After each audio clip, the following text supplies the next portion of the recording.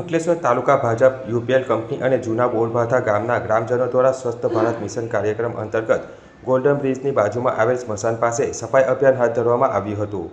સ્વસ્થ ભારત મિશન કાર્યક્રમ અંતર્ગત અંકલેશ્વર તાલુકા ભાજપ યુપીએલ કંપની અને જૂના બોરભાઠા બેટના ગ્રામજનોના સંયુક્ત ઉપક્રમે ગોલ્ડન બ્રિજની બાજુમાં આવેલ ગામના સ્મશાન પાસે સાફ સફાઈ કરવામાં આવી હતી। આ પ્રસંગે જિલ્લા પંચાયત સભ્ય ભરતભાઈ પટેલ, ગામના સરપંચ પંકજ પટેલ, ભાજપના હોદ્દેદારો, ગુજરાતી શાળાના આચાર્ય અને શિક્ષકો તેમજ યુપીએલ કંપનીના કર્મચારી ઉપસ્થિત રહ્યા હતા। નમસ્કાર।